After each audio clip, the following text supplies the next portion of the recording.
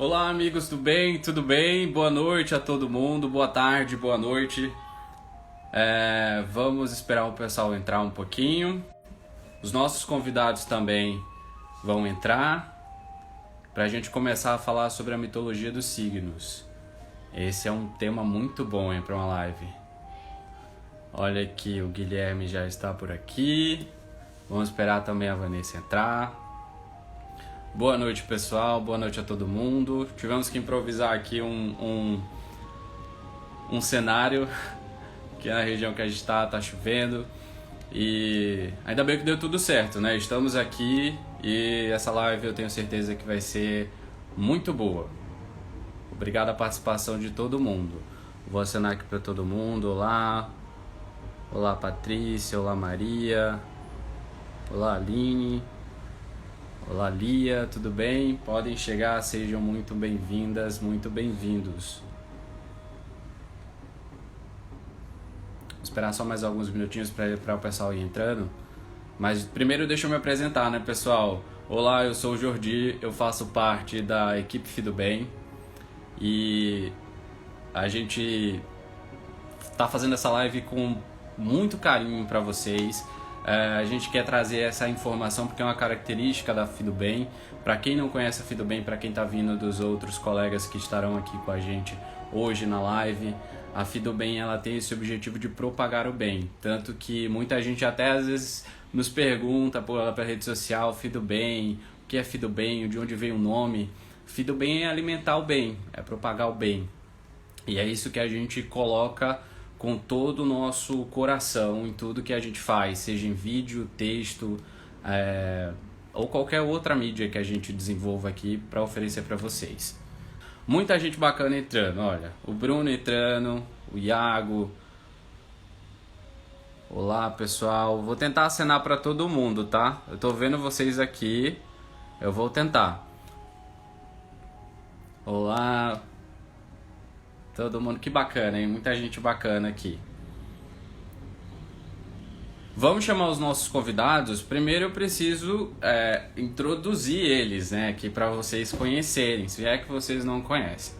Primeiro a gente... Deixa eu ver se a Vanessa já tá por aqui. A Vanessa já tá por aqui. O pessoal da equipe pode me ajudar com isso? Olá, Paula, tudo bem? Carla, nossa, pessoal, eu vou estar aqui falando com vocês, tá? O Guilherme eu sei que já chegou, mas eu preciso saber se a Vanessa já está com a gente pra gente apresentar e já começar a nossa live. Oi, Vanessa, tô vendo você aqui, coisa boa. Então vamos lá, né, pessoal? Primeiro eu vou falar do Guilherme, o Guilherme que é do Nodo Norte. De Guilherme, você pode me corrigir, tá? Quando você entrar aqui, é Nodo Norte Astrologia, é um perfil que fala aí sobre astrologia tradicional. Ele vai dar uma introdução sobre o que ele faz nesse perfil. E a Vanessa, ela é professora de mitologia e filosofia, então estaremos bem acompanhados, né? Eu vou chamar eles, tá, pessoal? Eu vou chamar agora o Guilherme e a Vanessa pra gente já começar. Olá, pessoal, boa noite. Oi, Guilherme, tudo bem? Cara, eu tô muito feliz de estar com vocês dois aqui hoje para falar desse assunto. Ó, deixa eu só perguntar uma coisa às pessoas que estão assistindo a gente agora, se elas estão ouvindo a gente bem. Se elas estão me escutando o Guilherme, escutando a Vanessa bem, para a gente deixar fluir, né? Me falem aí nos comentários, por favor, se vocês escutam a gente bem. Deixa eu falar para eles ouvirem. E aí, gente, estão escutando bem? Espero que Fazer sim. um teste. Estou escutando bem, Guilherme. E você também, Jordi. Tá ótimo. Também escuto vocês dois muito bem. Ah, ótimo. Perfeito. Perfeito. Muita gente está dizendo que tá tudo certo, então tá tudo certo.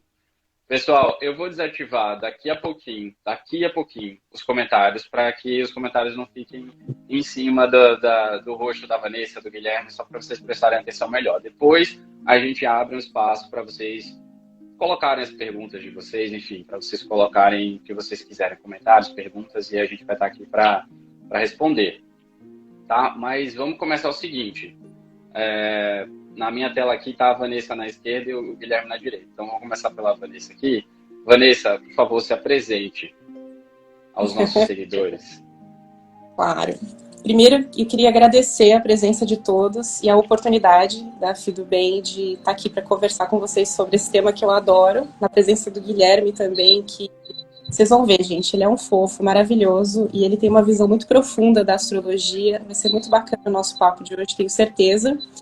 Bom, eu sou a Vanessa, como o Jordi falou um pouco, eu sou professora voluntária de filosofia, entusiasta de mitologia, astróloga, taróloga, teta healer, consteladora familiar, entusiasta do autoconhecimento e da busca pelo sentido da vida, porque estamos aqui. E esses foram alguns dos caminhos que eu trilhei, que eu achei interessantes na minha jornada para buscar um pouco disso.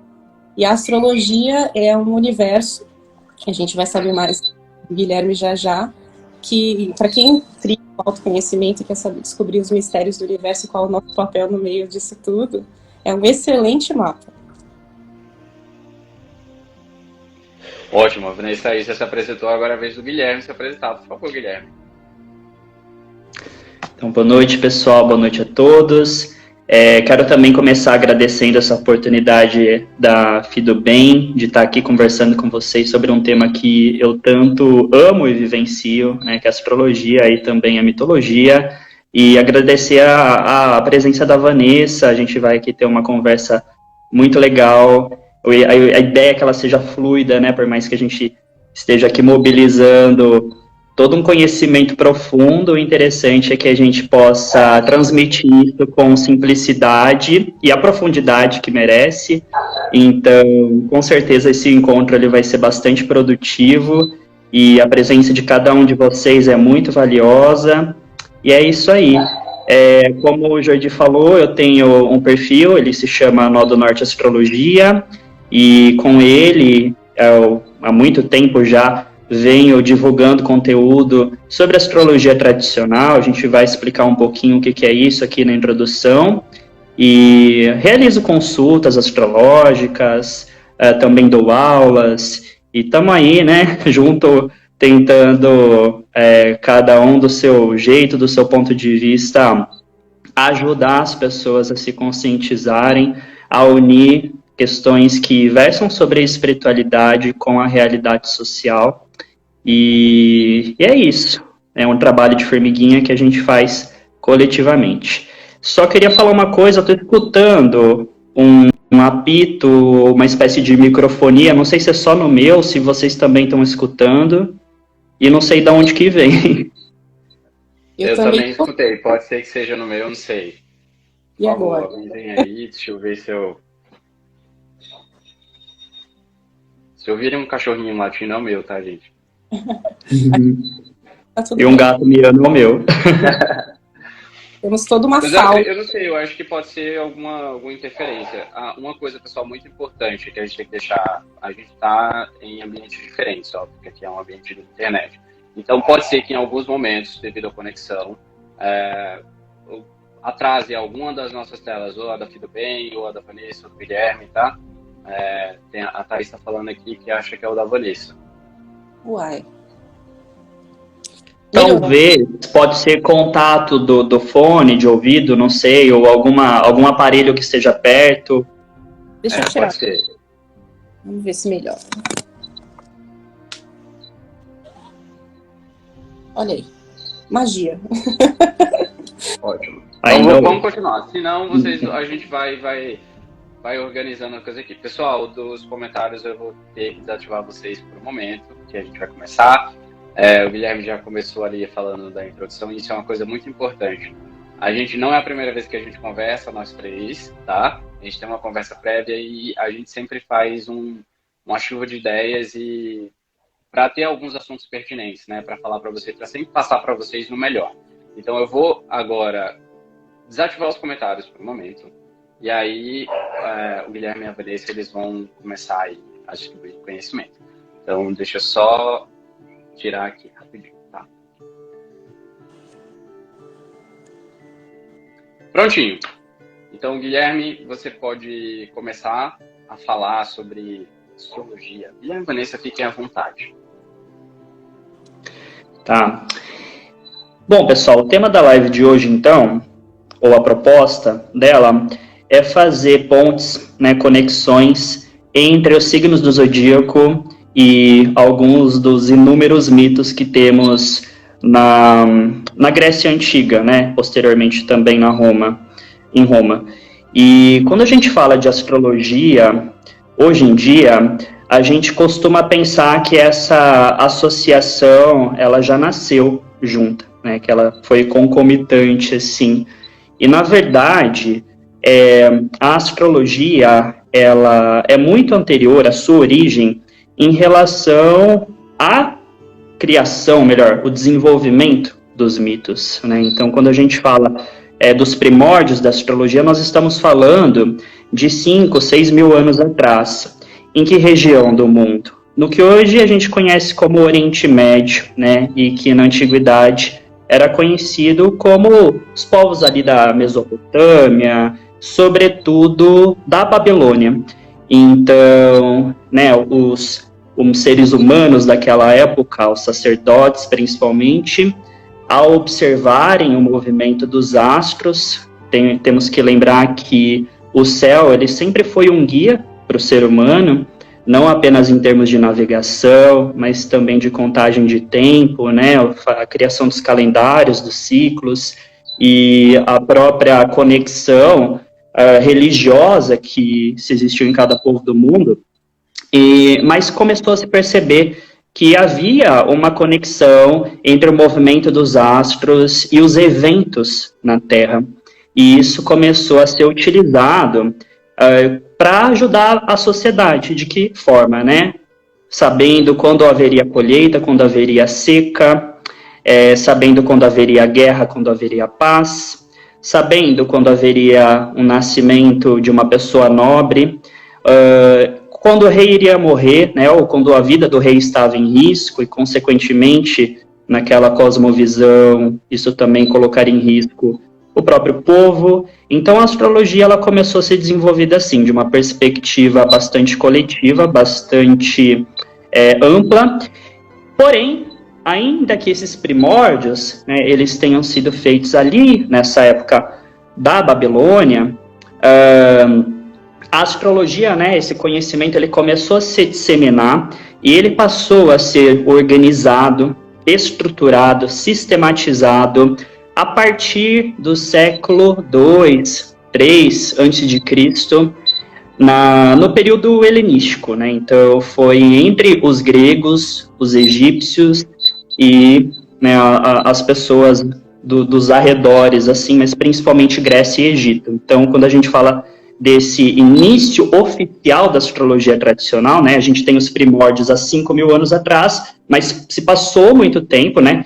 Claro, vários conceitos foram criados anteriormente, mas eles foram sistematizados no século II a.C., e daí começou a ter uma grande influência do pensamento grego, né, tanto das escolas filosóficas, quanto dos centros de mistério, também dos egípcios, né, com suas preciosas contribuições da enorme sabedoria que aquele povo tinha, e, consequentemente, dos mitos. Aqui cabe um adendo, né? A gente não vai falar de uma forma muito completa da história da astrologia, e nem da astrologia em si, porque nós não temos esse tempo, e não é o foco dessa live. Mas, assim, hoje se há uma confusão muito grande entre signos e constelações. Vira e mexe, né, aparece ali, principalmente no final do ano, alguma reportagem dizendo que a astrologia está errada, porque hoje nós temos um alinhamento devido ao movimento de precessão da Terra com a constelação de Ophiuchus, então existe o signo de Serpentário, o 13º signo, mas é importante deixar claro que mesmo lá no começo, signos e constelações nunca foram as mesmas coisas, né? E uma forma de entender isso é que os signos eles têm tamanhos iguais, cada um tem 30 graus na eclíptica, né? Os 12 signos, então, compondo 360 graus, enquanto as constelações têm tamanhos diferentes. E por que eu estou dizendo isso? Porque os mitos, eles são associados tanto aos signos quanto às constelações. Então, vocês vão observar em algumas histórias que a Vanessa vai contar, por exemplo, Hércules pisou no caranguejo, havia mandado para atrapalhá-lo em uma de suas missões, e esse caranguejo foi transformado na constelação de Câncer, né? O signo de Câncer é simbolizado por um caranguejo. E daí a gente precisa ter muito claro na nossa mente que, apesar de haver essa conexão em relação aos mitos, signos e constelações não são as mesmas coisas, tá? Então, esse movimento de precessão, inclusive, ele era conhecido desde a antiguidade, não é uma novidade. A questão é que isso não interfere, né? Eu não vou entrar aqui em questões técnicas nos signos. Enfim, então, eu acho que, para introduzir isso, tá bom, né? A gente entender que a mitologia, ela veio depois do começo, né, da raiz lá da astrologia, e daí, uma outra coisa importante por conta disso, você pode fazer astrologia sem ter um grande domínio da mitologia, exceto para algumas técnicas específicas que envolvem estrelas fixas. Entretanto, quando você conhece a mitologia, você acaba tendo a oportunidade de conhecer também profundamente os signos, sobretudo a sabedoria que eles transmitem. Agora eu passo a minha palavra para a Vanessa. Guilherme é maravilhoso, gente.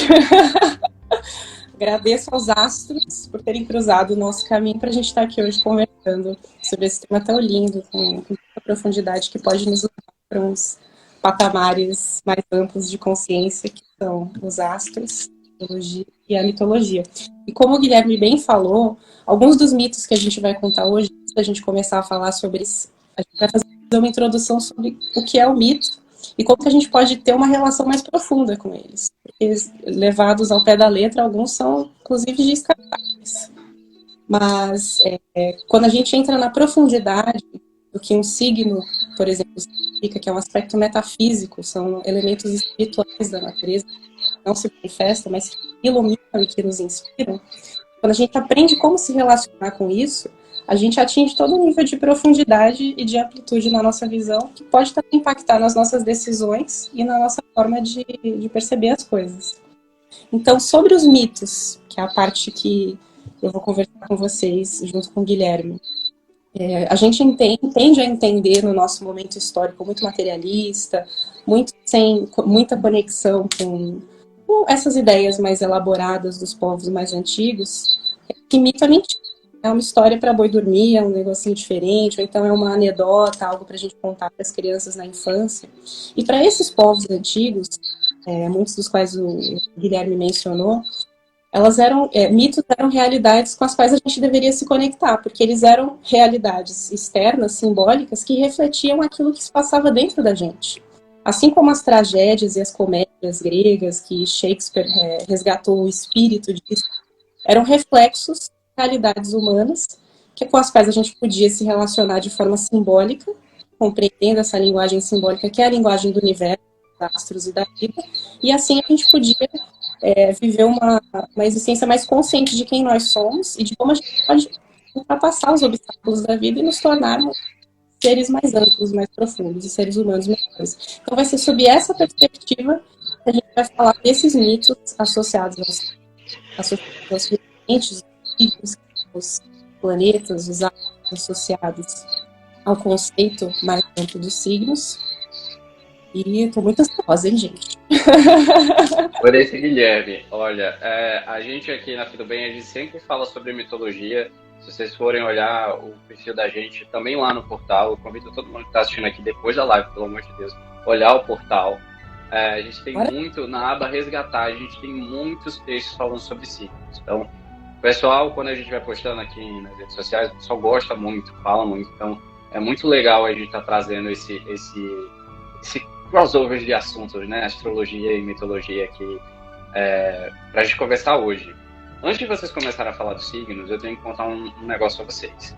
A gente colocou, quem acompanha a gente nos stories, a gente colocou, acho que 2 semanas atrás, uma caixinha de perguntas querendo saber, né, superficiosamente, qual era o signo das pessoas que estavam vendo aquele story naquela hora, né? E deu muita gente de Aquário. Não sei vocês, mas eu acho que a gente deveria começar por Aquário. O que vocês acham? Pode ser, perfeitamente. Então tá. Vocês que mandam aí. Por favor, fiquem à vontade. Vamos lá, então. A gente começa pelo mito, pode ser? Ah, pode ser. E depois Legal. você fecha maravilhosamente e nos conectando Sim. ao conceito de aquário.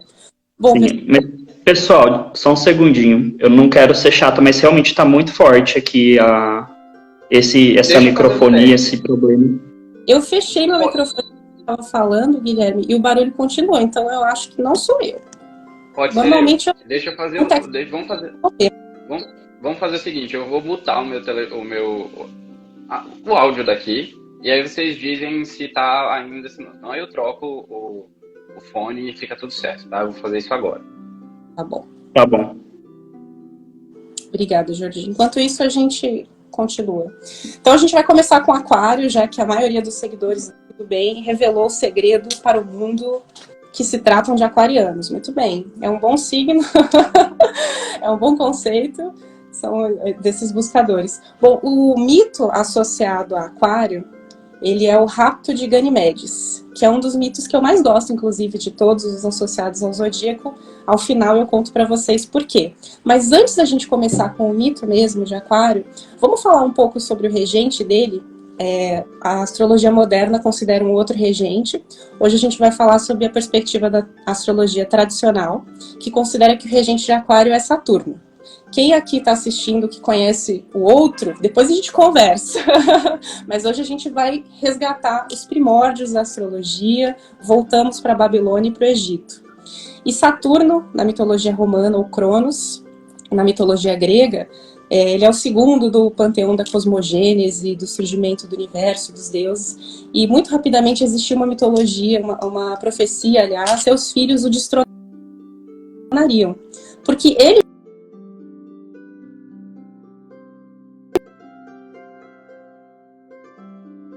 Então, para evitar que isso acontecesse, assim como seu pai tentou evitar e não conseguiu, Cronos destronou seu pai, Urano, ele devorava os seus filhos quando eles nasciam, todos eles.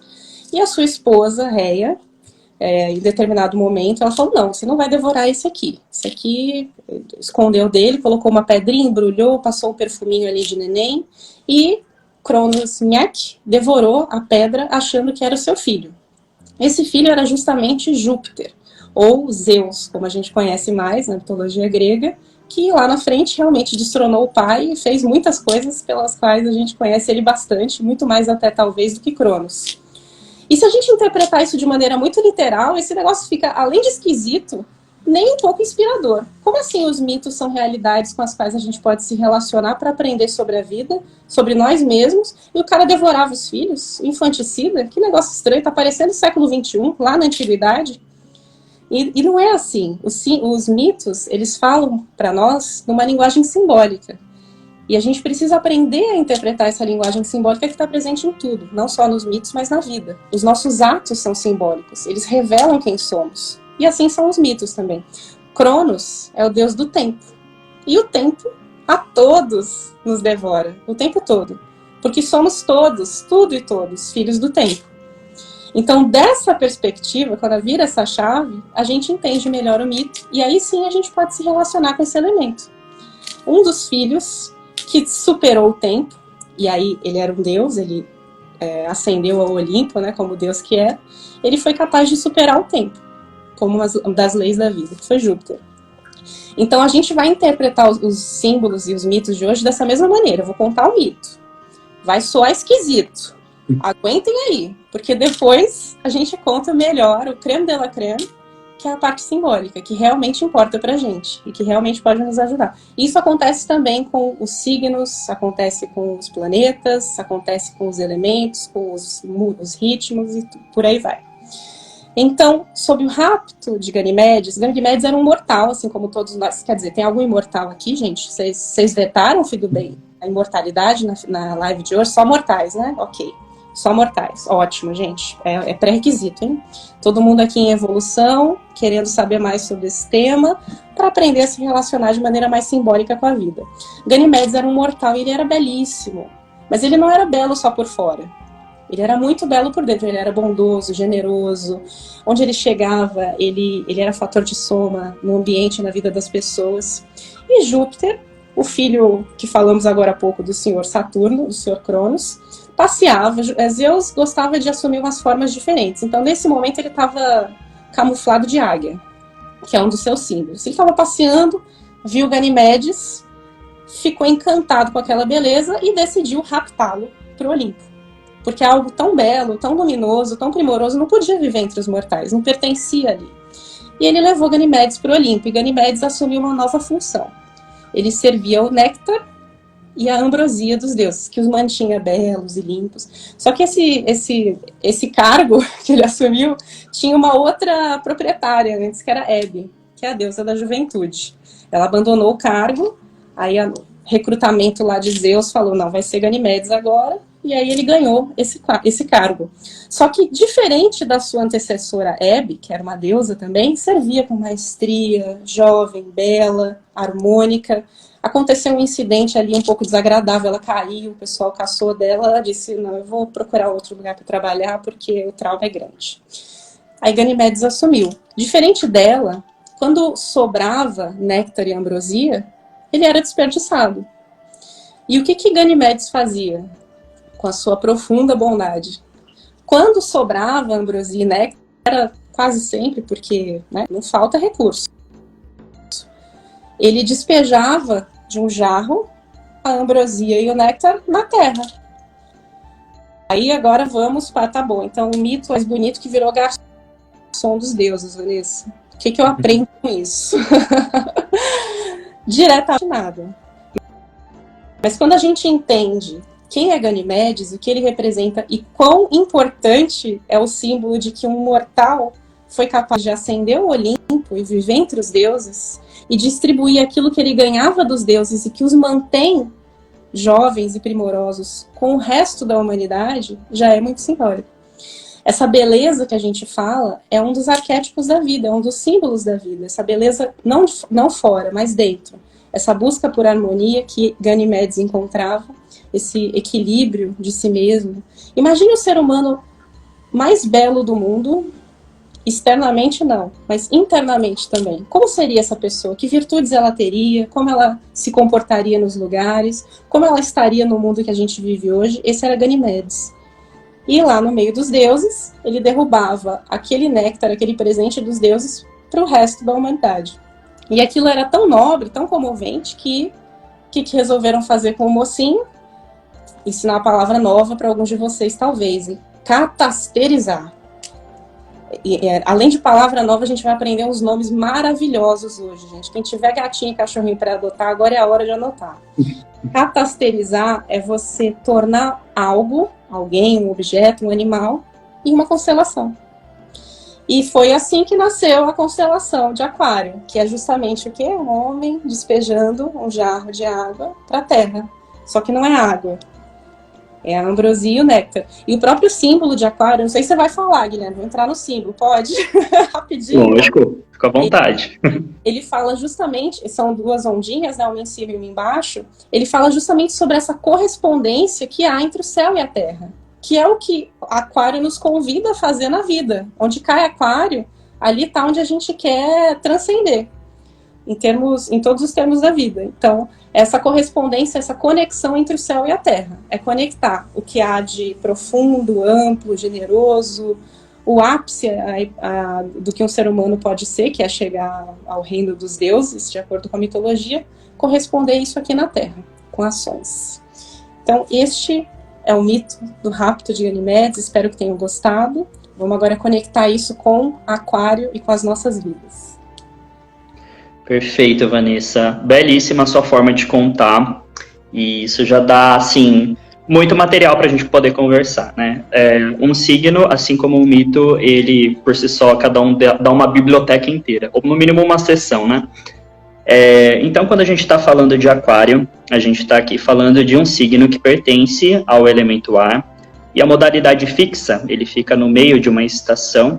Então, ele tem a função de manter essa estação, consolidar as suas características. Aquário, ele é um signo regido por Saturno, que nos remete a Cronos, esse titã, né, essa divindade do tempo, que devorou os filhos, como a Vanessa comentou, né, nessa analogia do próprio tempo devorando a todos nós enquanto filhos do tempo. Cronos, ele vai ter uma associação direta com o poder, o próprio Saturno.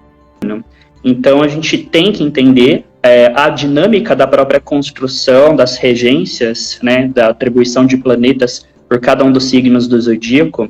E se você observar, Aquário, ele é um signo que fica oposto a Leão. Assim como Capricórnio é um signo oposto a Câncer. Leão é regido pelo Sol. Câncer é regido pela Lua. Sol e Lua são os luminares, os doadores de luz, de vida, de consciência. Saturno, então, ao reger os signos opostos, Aquário e Capricórnio, ele se opõe aos doadores de vida, ele se opõe aos doadores de luz. Então, esses são signos do inverno mítico, né?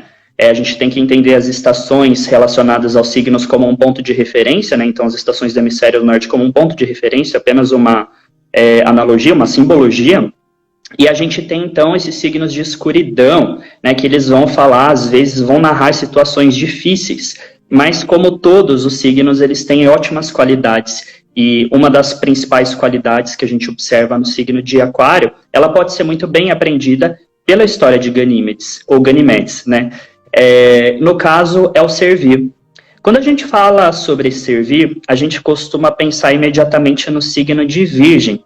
Porém, Aquário, ele tem uma característica de servência que está relacionada à sociedade, ao mundo, à humanidade, né? É uma característica distributiva, uma característica de doar algo que você possui com os outros. Por isso que Aquário, ele também é chamado de aguadeiro. E a simbologia de Aquário é esse ser humano, né, no caso Ganímedes, que carrega uma ânfora nas suas costas, ou, né, na frente do seu corpo. A ânfora é um vaso grego que normalmente continha água, continha vinho, e, obviamente, no Olimpo continha o néctar e a ambrosia, que são alimentos divinos, né, só poderiam ser comidos pelos deuses.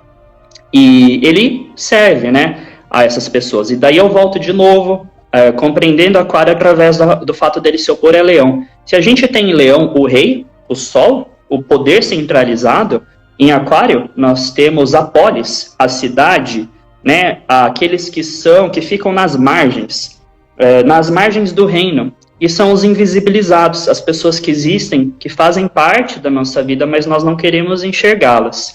Então, Aquário, ele traz muito essa ideia de você olhar, né, para aquilo que não está no ponto central, mas que o circunda.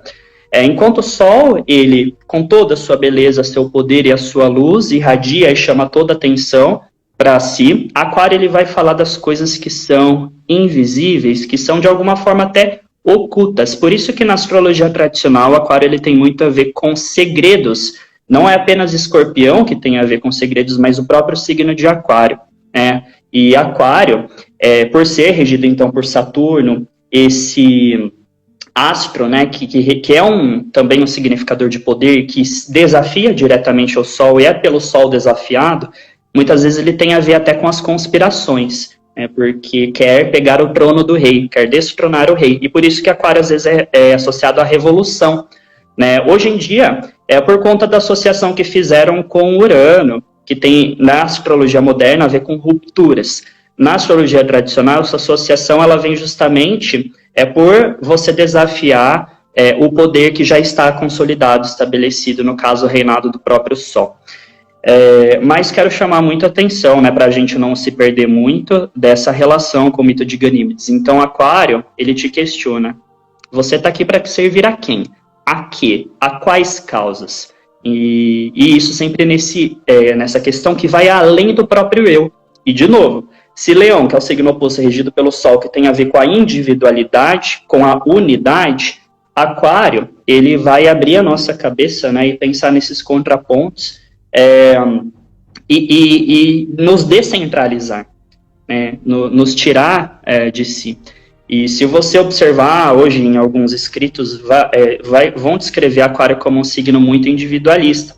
Mas isso é por conta de um problema que hoje as pessoas elas não falam muito sobre signos, mas falam sobre o Sol nos signos, porque o Sol é o astro que ficou mais conhecido, mais famoso na astrologia, e a partir dele que são feitos os horóscopos, né? Então você vê lá no jornal, nasceu no dia tal até o dia tal, sou de Câncer, sou de Aquário, sou de Capricórnio, esse é seu signo solar.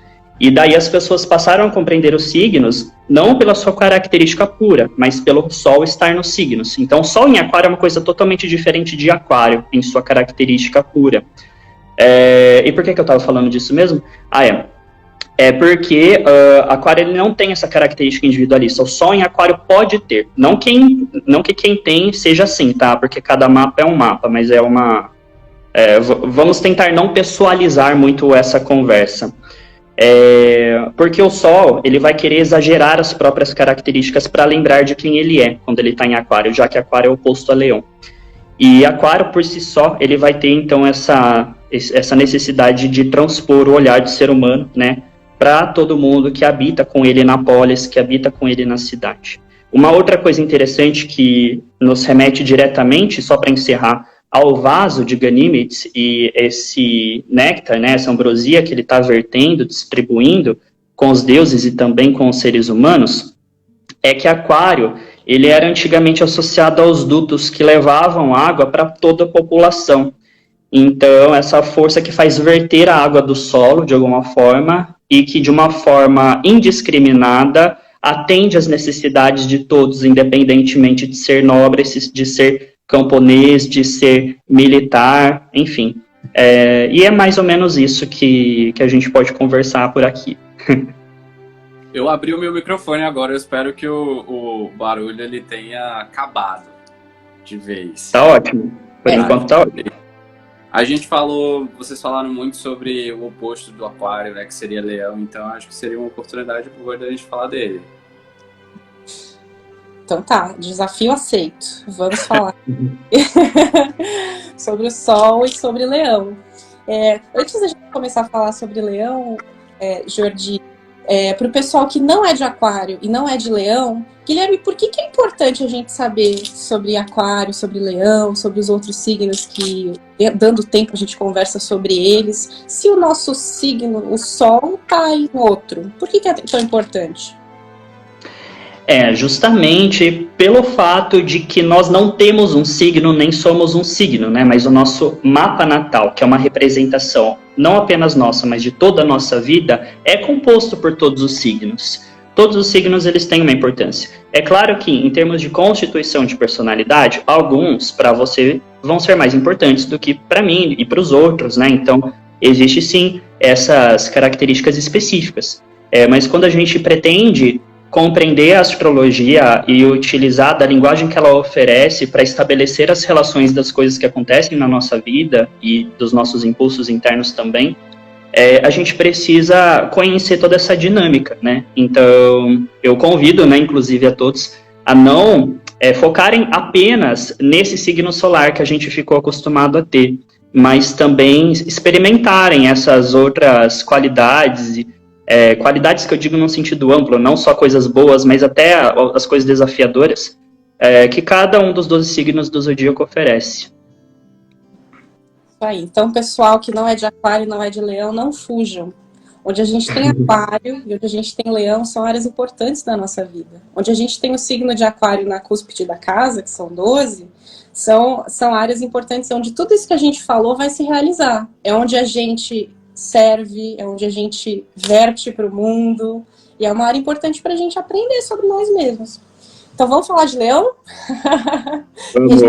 Sol, como o Guilherme muito bem colocou, que tem a ver com consciência, tem a ver com aquilo que traz a luz, é símbolo também de poder no seu estado mais puro, porque é o que permite que a vida aconteça no nosso sistema solar e é o que une tudo isso em torno de si, então é algo muito poderoso. O Sol, na mitologia romana, está relacionado a Apolo, que era o gêmeo, como o Guilherme falou, da Lua. Os dois irmãos, os dois luminares que geram luz ou que trazem luz de alguma forma. Se der tempo a gente fala sobre ela também.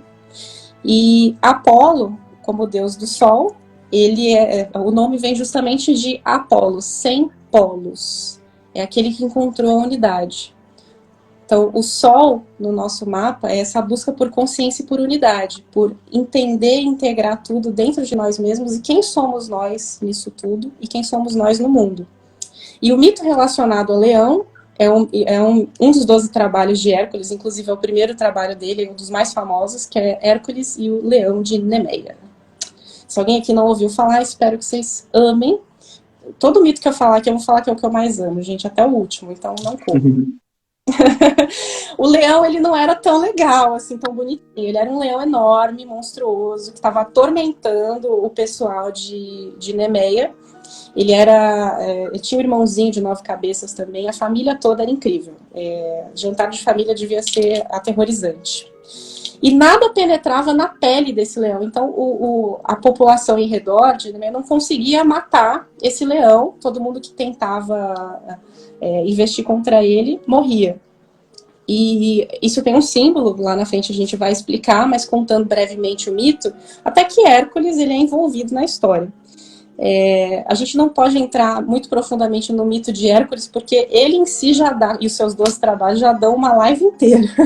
Se der tempo a gente conta mais o mito dele hoje, mas muito brevemente, por que Hércules é o herói?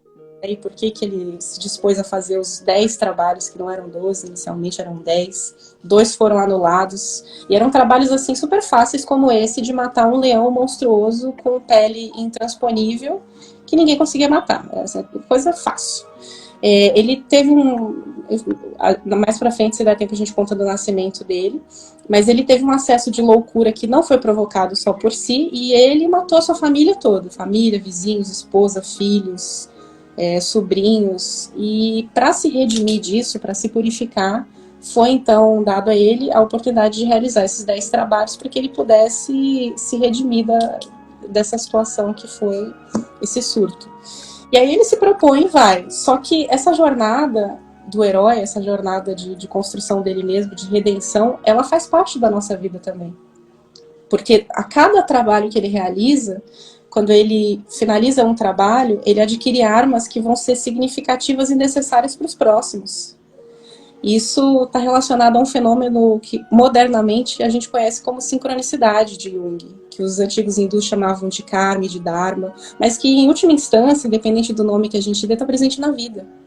A vida, ela trabalha de maneira simbólica e os elementos que na vida estão não são aleatórios.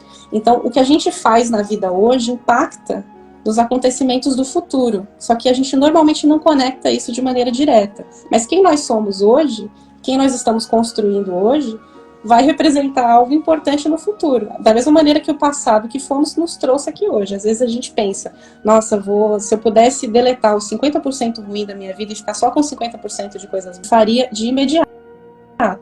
Mas normalmente foram 50% de coisas desafiadoras que nos tornaram quem nós somos hoje. Por isso que é importante a gente entender a jornada do herói como uma jornada também rumo a nós mesmos. E com Hércules não é diferente. Então ele chega lá em Nemeia para matar o leão monstruoso, só que o leão era muito forte, era imortal e a pele dele era impenetrável. E agora, José, o que ele faz? Aí ele começa com as flechas destruídas, porque a pele dele não penetrava.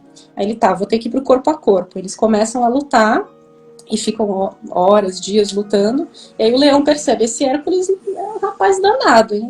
Até que ele é bom nisso daí. Ele começa a fugir do Hércules. E aí eles correndo um atrás do outro, o leão entra numa caverna que tem 2 saídas, ele entra, sai, corre, aquela coisa bem Tom e Jerry, sabe? O gato perseguindo o rato, era Hércules e o leão. Até que Hércules fala, ele tá me enrolando, vou resolver isso aqui agora. Ele coloca uma pedra gigante, do tamanho de um edifício aí de 20 andares, enorme, na outra saída da caverna, e encurrala o leão. E aí, nesse momento, eles voltam de novo para o embate corpo a corpo, mas o leão não consegue mais se esquivar. E é nesse momento que Hércules asfixia o leão. É daí, inclusive, que se atribui o surgimento da expressão mata-leão. Viu? Mitologia também é cultura moderna, gente. Não. E aí ele mata o leão asfixiado. E aí, de novo, se a gente for olhar esse mito do ponto de vista linear, literal, direto, é um leão monstruoso, Hércules é engenhoso e ele inventou uma expressão mata-leão que a gente usa até hoje, matou o leãozinho, salvou o pessoal. Ok. mas eu nunca vou encontrar um leão monstruoso na minha vida, eu nem faço artes marciais, inclusive eu prego a paz, entendeu? Estamos aí no momento zen. O que eu vou aprender com esse mito? Na verdade, o leão, esse leão frondoso, esse foi o primeiro trabalho de Hércules e é o trabalho pelo qual ele ficou mais conhecido, é conhecido como uma luta gloriosa, que glorificou Hércules para o mundo. Isso está associado à ideia de leão, do sol, de leão como algo glorioso, como algo que ilumina por onde passa, como algo que tem poder, porque é o próprio poder no seu estado puro. Só que não necessariamente o poder, ele é algo que a gente, ser humano, dual, que tem lado sombra e lado luz, lida de maneira adequada. Então esse leão, ele simboliza o nosso ego desmedido, o nosso orgulho, a nossa vaidade, enfim, aquilo que a gente não soube trabalhar muito bem e que se volta contra nós, muitas vezes a gente nem sabe. Esse é esse leão. E esse leão, esse ego desmedido, ele não pode ser morto à distância. A gente tem que chegar tão perto dele e olhar ele de frente, entender as suas características, que pela pele, pela superfície, a gente não vai conseguir eliminar esse elemento, tem que ser pela profundidade, pelo que tem dentro, tem que ser cortando a fonte de alimentação e de vida. Então, como é que a gente mata um vício, um defeito, um ego exacerbado? Cortando a fonte de alimentação.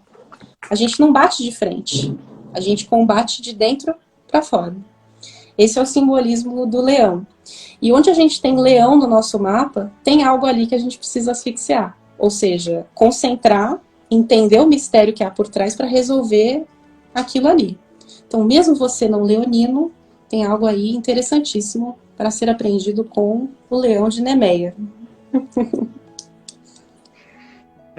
Essa história também, ela é muito bonita mesmo. Ela, assim, eu gosto de pensá-la como a conquista da verdadeira individualidade, né? Não do individualismo, mas da individualidade, que é essa característica que torna o ser humano singular, mas não fragmentado, e sim integrado, né? Ele, a partir da sua completude, que é algo que todos nós estamos querendo atingir, né, lutando conscientemente ou não para atingir, você chegar a esse seu todo, mas é um todo que complementa um todo ainda maior. Então, quando a gente pensa no signo de Leão, a gente pensa imediatamente no Sol, o seu regente, né? Então, até acabei conversando um pouco sobre esse signo e sobre o Sol quando falei de Aquário. Mas aqui a gente tem, então, esse astro, né, essa estrela que distribui a sua luz. Então, o Aquário, ele tem essa característica de distribuir, né, também, só que ali a ambrosia com os seres humanos e também com os deuses, e o Sol, enquanto ele tira algo que é dele, né, e dá para os outros. Então, se a gente olha para o céu e a gente consegue, né, a olhos nus, enxergar o brilho da Vênus à noite, né, o brilho de Júpiter, o brilho de Saturno, é porque o Sol, ele teve essa generosidade de dar o que é dele para os outros também. Então, quando a gente pensa em Leão e a gente pensa no Sol, imediatamente a gente, né, pela cultura popular, pensa em egoísmo. A verdadeira essência desses dois pontos, na verdade, é vinculada à generosidade.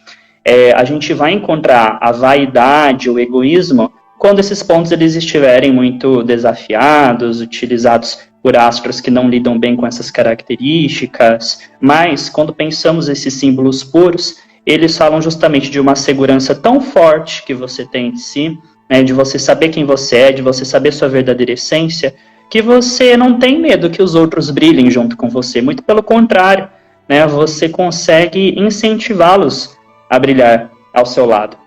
Agora tem uma característica ao mesmo tempo que é interessante, né, porque o Sol, por conta desse excesso de luz, um astro que fica muito próximo dele fica ofuscado, ou seja, o Sol oculta quem estiver próximo a ele. Tanto que na astrologia nós temos conceitos como estar sob saios do Sol ou estar sob combustão, que é uma situação até mais grave. Então, assim, o Sol ele distribui sua luz para que os outros brilhem com ele? Sim. Porém, ele também tem que ter o seu espaço, né? Ele precisa ter ali garantido aquilo que ele conquistou, o que ele é de direito e o que é da sua singularidade. Quando a gente observa o Sol, o símbolo do Sol, né, é um círculo com um ponto no meio, que você encontra ali no seu mapa natal. você tem então essa ideia, né, de algo que é uno, indivisível, infinito, indelével, indestrutível, tanto que o Sol, ele é o símbolo do divino, de Deus. Ele tem júbilo na casa 9 do mapa natal, que é chamada tradicionalmente de Theos, ou casa de Deus e templo de Deus. Então o Sol ele fica muito forte na casa 9 do mapa. E aí, obviamente, como ele rege Leão, a gente tem toda essa característica de poder, né, de busca pela consciência, através de Leão. Mas primeiro, a gente não nasce pronto, a gente não nasce com essa qualidade divina, a gente precisa derrotar esse Leão de Nemeia, esse ser dessa pele indestrutível, impenetrável. A nossa clava, ela não consegue subjugar o leão, o nosso martelo, o nosso machado, a nossa espada não consegue subjugar o leão. O que vai subjugar o leão? Primeiro, a nossa consciência, né, que vai permitir o desenvolvimento de determinadas estratégias para, como a Vanessa muito bem colocou, cortar os males pela raiz. E assim, conquistar depois, a partir do momento que a gente conquista o ego, a gente ganha algo que torna a nós mesmos invencíveis, né? Porque a pele do leão, se vocês se lembram bem do que a Vanessa contou, ela era indestrutível. Mas Atena, a deusa da sabedoria, ela sugeriu a Hércules que ele usasse as próprias garras do leão para que ele tirasse, né, essa pele do leão e usasse depois como uma espécie de capa, que seria como um escudo. Então você vai ver muitas representações de Hércules vestindo a pele do leão de Nemeia, né, que é depois ele ter conquistado a si mesmo, a verdadeira essência, sua individualidade, vencendo o egoísmo, vencendo o medo, vencendo tudo aquilo que é destrutivo ao ser humano, ele próprio continua com essa qualidade de invencibilidade. E daí, né, se a gente ainda refletir muito sobre esse signo, pensem que Hércules, nas histórias, ele já era conhecido, porque antes dos 12 trabalhos ele já tinha tido muitos feitos, muitos encontros, feito muitos favores, derrotado muitos inimigos. Então ele era famoso pela sua força sobre-humana, afinal ele era filho de Zeus, um deus, né? Então Hércules era um semideus, um herói. E daí, né, quando a gente é conhecido muito por uma coisa que a gente é bom, a gente acaba se confundindo com essa qualidade. Só que a gente esquece que a gente é muito mais do que essa qualidade. Então Hércules ele foi muito confiante em derrotar o leão, achando que sua força bastaria. E ele percebeu que não bastaria. Que ele precisava pausar, refletir para domar aquele leão, né? Então a gente não pode se confundir com nossa imagem, né? A gente não pode se confundir com nossa força, com nossa capacidade de correr rápido, ou de dançar, ou de cantar. Isso são ferramentas que a gente tem, por alguma razão, mas a gente precisa encontrar o nosso verdadeiro eu. Eu tirei aqui o microfone, porque caso desse, né, aquele... Mas, ó, como a Vanessa falou aí, se a gente for falar desse mito de Hércules, os 12 trabalhos de Hércules, a gente vai passar aqui várias e várias horas falando. Mas para quem tiver curiosidade, a gente tem esse texto lá no portal Fido Bem, na aba resgatar. Depois a gente coloca até o link para facilitar para vocês, tá? Que estão assistindo aí a gente. A gente tem e está contando absolutamente tudo. O que a Vanessa contou, o que o Guilherme contou e muito mais. Tem uns 12 trabalhos lá na íntegra, tá? A gente ainda tem muitos signos para falar, viu, galera? Mas assim, agora eu vou puxar a sardinha para o meu lado, porque... Eu sou do signo Sagitário, então eu acho a mitologia do signo Sagitário muito boa. Então se a gente puder contar, assim, sabe, sem uma coisa despretensiosa, a gente... O que é que vocês acham? Bora. De generosidade dos astros, por que não compartilhar, né, o seu brilho sagitariano agora com o mundo, né? Mas vamos lá. Sagitário. Muito chique, né, gente? Astrologia, mitologia, tudo isso. Já cooptamos todos vocês para o lado astrológico da coisa. Esperamos aqui. Sagitário tem um mito que é um dos meus favoritos de verdade, que é o de Quiron, porque o símbolo de Quiron é muito bonito e é muito conecta muito a nossa realidade humana.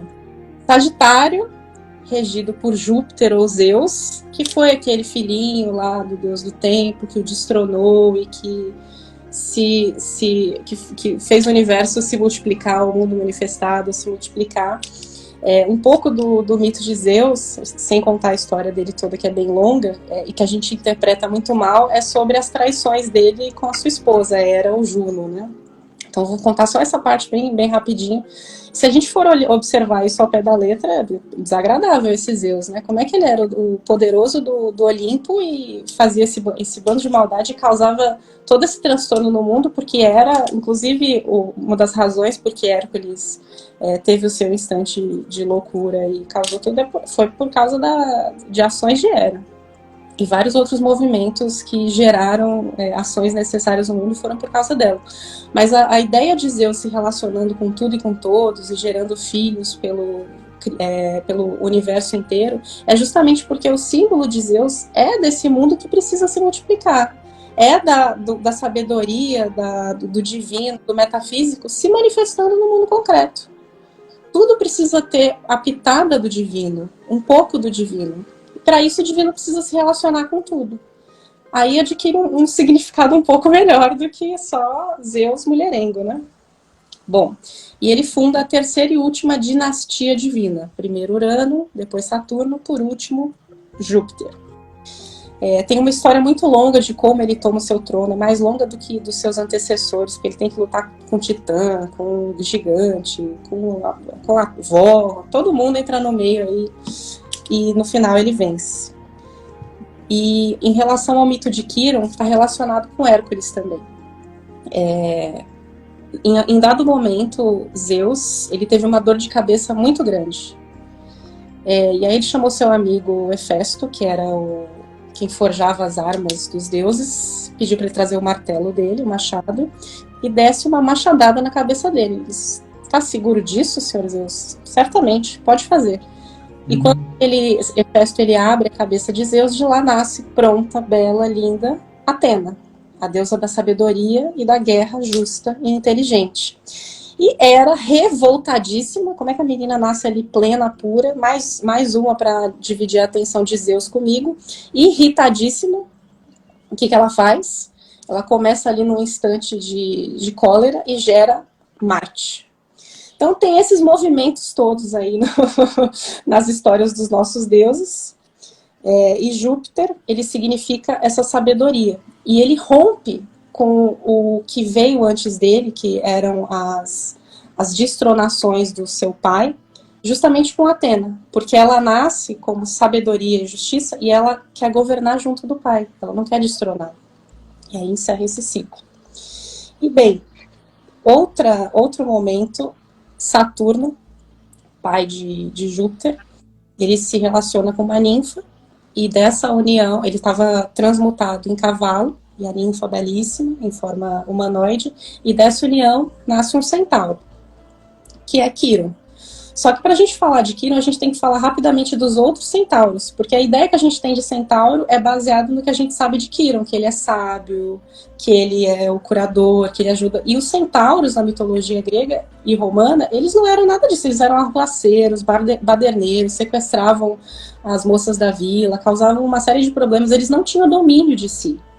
E o simbolismo do centauro, que é o oposto ao simbolismo do minotauro, que é o homem com cabeça, o monstro com cabeça de touro e corpo de ser humano, centauro, corpo de cavalo e tronco e cabeça de ser humano, é justamente o humano preponderando, sobrepujando o nosso lado animal. Mas o nosso lado animal ele ainda está ali muito presente. E no Minotauro é o contrário, o nosso lado animal acima do nosso lado humano, e aí vira um monstro e ataca o vilarejo, mata as pessoas e causa toda uma série de problemas. Quiron era a exceção dos centauros. Ele era imortal, ele era muito sábio, e ele foi mestre, professor de grandes heróis, inclusive do próprio Hércules. Eles eram melhores amigos, ele foi professor de mestre de Perseu, de Aquiles, de vários outros grandes heróis da mitologia, com a sua sabedoria. Ele foi aluno de Saturno, aprendeu astrologia, medicina, e ele tinha uma coisa interessante, que ele curava, não era só com o seu conhecimento e conhecimento de ervas, não, ele curava com a sua lira. E a lira, ela está associada, a gente não falou sobre isso nessa live, mas está associada a Apolo, ao Sol, que é dessa generosidade, ele também era um curador, está associada a essa ideia de harmonia, de equilíbrio.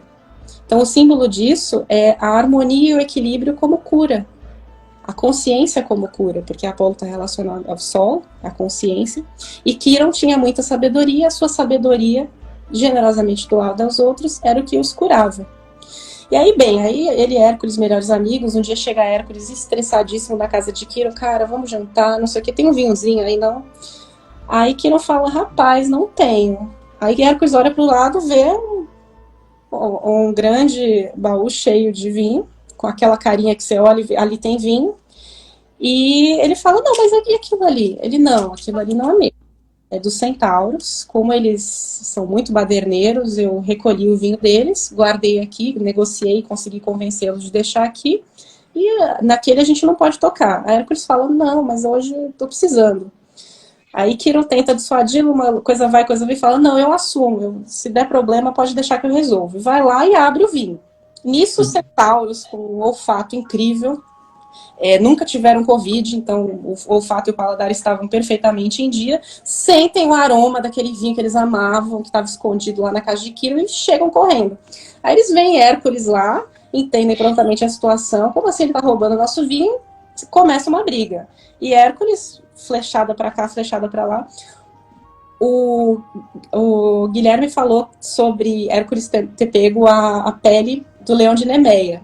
Nesse momento, com Quirón, ele já tinha também derrotado a Hidra e ele tinha pego o veneno do sangue da Hidra, que se der tempo a gente conta um pouco mais sobre ela. E esse veneno, para mortais, ele era letal. Ele encostava em você e você morria. E para imortais, deuses, semideuses, imortais, ele causava uma ferida que ia doer pela eternidade, nunca ia se curar e seria uma dor agonizante, terrível, que seria melhor morrer. E aí, com essas flechas envenenadas pelo sangue da Hidra, ele começa a matar os centauros. Só que um centauro muito esperto, ele desvia, a flecha bate numa pedra, resvala, volta e acaba acertando Quirón, a coxa de Quirón, seu melhor amigo. E aí Quirón fica com essa ferida, ele é imortal, então ele não morre, mas ele tem essa ferida terrível. E aí começa o símbolo do curador ferido, do médico ferido, que aparece até em outras mitologias, inclusive.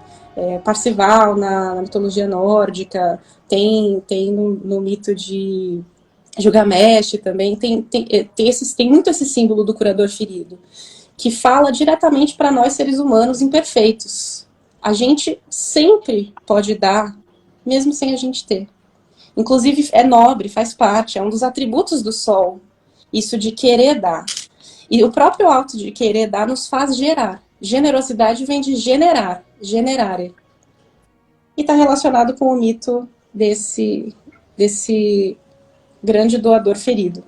E bom, aí ele vive uma vida terrível, de muita dor, Hércules lamenta demais. E aí, muito rapidamente, como é que isso encerra?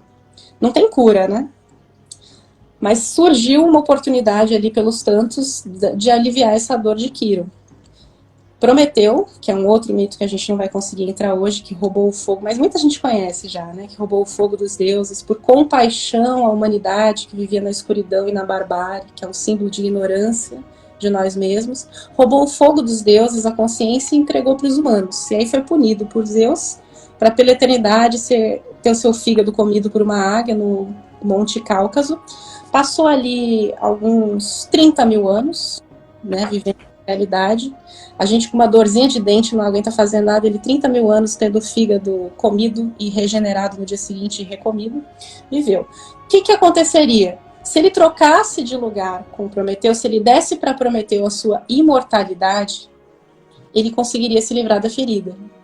E aí Quirón decidiu fazer isso, entregou para Prometeu a sua imortalidade, Prometeu conseguiu sair ali da sua terrível punição, e agora Quirón não era mais imortal, e ele morreu. O que isso nos traz? Além de muita tristeza por Quirón. O símbolo desse curador ferido, como eu acabei de falar, ele fala para nós diretamente que a gente não precisa esperar a perfeição para que a gente haja na nossa vida e para que a gente seja um fator de soma na vida dos demais. Sempre existe algo, e todos nós aqui temos o sol em algum lugar, temos uma área em que a gente precisa combater ali o nosso ego inflado se estiver um pouco desafiado ali aquele elemento de leão. Temos uma área em que a gente transborda e transcende com aquário. Temos vários outros elementos que podem ser fatores motivantes na nossa vida. Existe algo que a gente pode cumprir como ser humano, e a gente não precisa esperar uma perfeição para que a gente viva a nossa jornada mais humana, mais profunda, mais ampla. Seguindo o exemplo desse grande centauro, desse grande mestre, que foi capaz de superar o seu lado animal para que o seu lado humano preponderasse. E aí, porque ele era um ser tão luminoso, ele chegou no Hades, né, que é onde as pessoas que morriam, para onde elas iam. Foi recebido lá com pompa e circunstância, Hades, Perséfone, tudo, comidinha maravilhosa. Só que ele era tão luminoso que ele foi expulso do Hades, porque lá tem que ser aconchegante, né, escurinho, aquela luz toda não ia dar certo.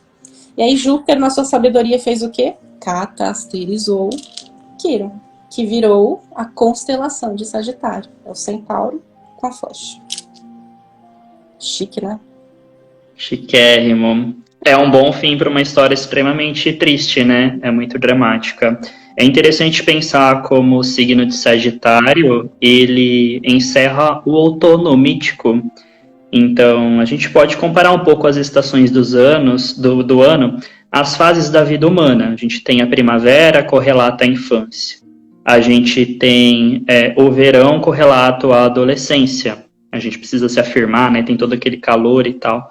A gente tem o outono associado à vida adulta, que a gente precisa pôr o pé no chão. O outono é bem elemento terra, encarar a realidade como ela é. A gente sabe que o inverno está chegando, então a gente precisa trabalhar, armazenar os grãos para poder passar por aquele período de escassez que está por vir, né? E de menor luminosidade, né? E a gente tem o inverno, que é a vida, a velhice, quando a gente se prepara para morrer, a gente definha, a gente já não tem mais esse poder de realização.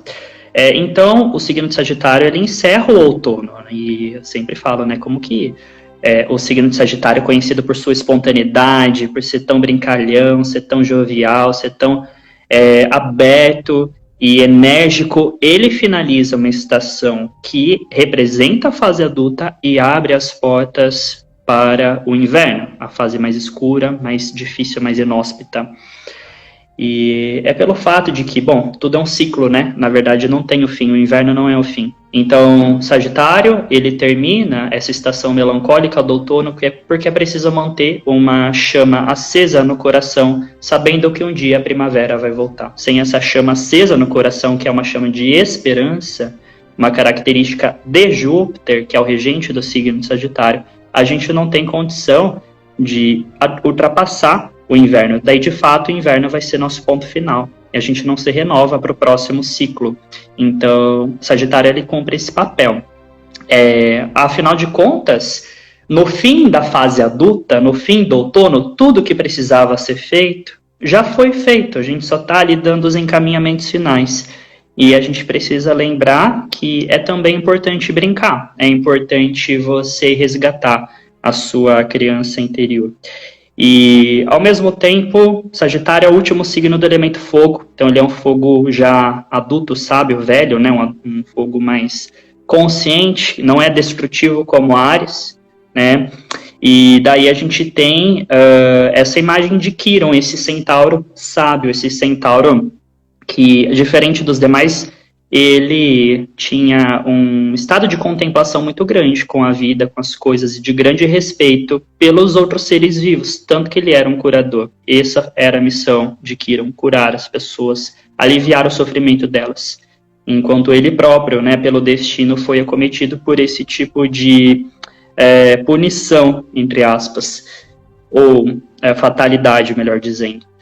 E a gente observa, né, nessa figura dupla do centauro, essa metade cavalo, essa metade ser humano, como esse embate interno que todo ser humano tem entre as suas forças instintivas, passionais, representada pelo cavalo, e a força que eleva o nosso olhar para as estrelas e faz com que a gente busque sentido para a nossa vida, busque significado para as nossas ações e questionamento sobre de onde nós viemos, qual é a nossa origem, o que nos faz eternos. Então, essas forças, elas lutam entre si, e eu gosto de dizer que, para quem tem alguns pontos fortes, né, em Sagitário, a pessoa ela pode sentir uma espécie de dilaceramento interno, ela se rasga ao meio. Mas daí, qual que é o segredo para esse centauro se manter uno? Afinal, ele não pode reprimir a sua parte animal. E tampouco, né, pode deixar o animal dominar a parte humana. A resposta está no arco e flecha. Então, é a capacidade, né, através desse instrumento, do centauro de convergir forças que vêm de setores distintos para um só ponto e acertar o seu alvo, né? Então, é você, através da parte superior, que é a parte humana, conduzir a parte animal, usar essa força, essa passionalidade, essa paixão para fazer, né, o seu passo, que, do ponto de vista sagitariano, logo jupiterial, é de justiça, é de sanar as feridas, né? É de, às vezes, até por meio de um certo autossacrifício, restaurar o bem. É comum, às vezes, que Sagitário faça isso de uma forma unilateral e acabe, por um senso de justiça muito pessoal, cometendo algumas injustiças. Mas daí é aquilo que a gente conversou sobre Leão. Não é a característica pura do signo, né? Essa é uma característica que acontece na dinâmica do mapa, que tem seus desafios, né? Porque quando a gente pensa no signo puro de Sagitário, ele executa essa justiça e luta por aquilo que acredita, luta por ter princípios, né? Então a gente tem algumas histórias alternativas que saem aí do Quiron, que depois que ele leva essa flechada e passa a ter essa ferida incurável, essa dor excruciante, mesmo assim ele continua curando os enfermos, ele continua curando os feridos, caminhando pelo mundo e ajudando as pessoas, porque maior do que a dor que ele sente era o propósito. É o propósito que é o combustível para quem tem configurações importantes em Sagitário.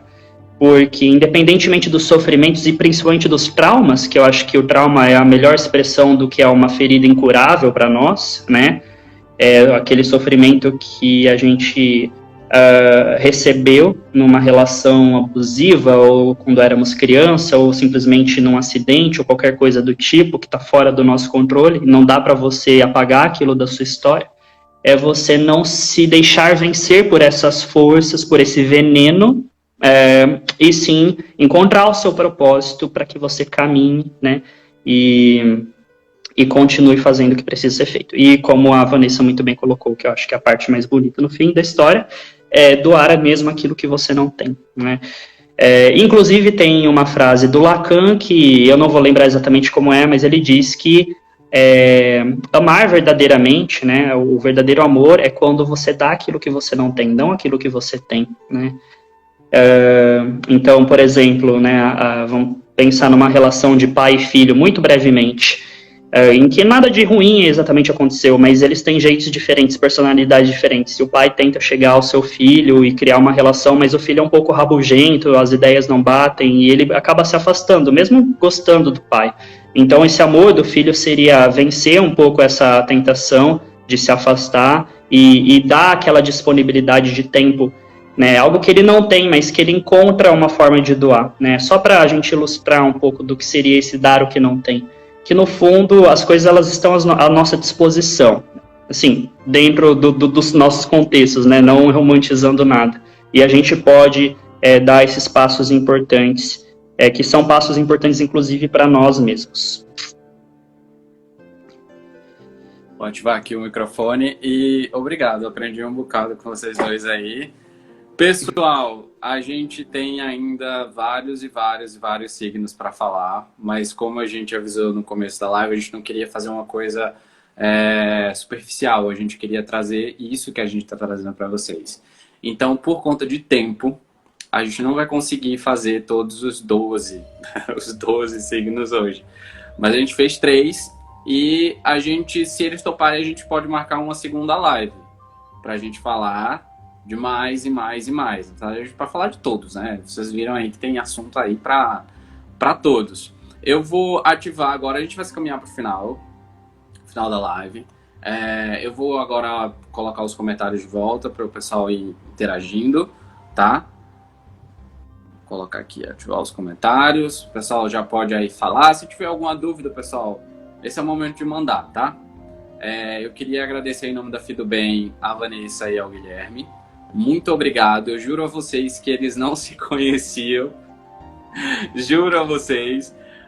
Foi uma conexão muito boa. Muito obrigado de coração. Todo mundo aqui da equipe está feliz por estar realizando, por estar trazendo esse assunto aqui para vocês. E eu quero agora abrir o espaço para vocês falarem onde é que vocês encontram, se vocês cursos e, enfim, fiquem à vontade aí para falar.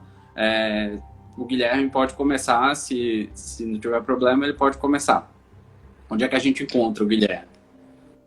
Certo, muito obrigado de novo, Jordi e toda a equipe, né, da Fido Bem. Muito obrigado mesmo por esse convite. Eu gosto muito de falar sobre esse assunto e chegar a um público que eu não chegaria se não fosse através de vocês. Então, agradeço tudo isso e agradeço muito a Vanessa. Adorei, né, participar disso ao seu lado e acho que rolou uma sinergia muito boa entre nós. Então, pessoal, vocês podem acompanhar meu trabalho lá no meu perfil Nó do Norte Astrologia, aqui no Instagram. Também tem um de tarô que eu faço mais de vez em quando, porque eu faço mais por paixão do que exatamente por trabalho, que é o Askel, mas está lá no próprio perfil do Nó do Norte, se encontra o link. Também tem um site, nodonorte.com.br.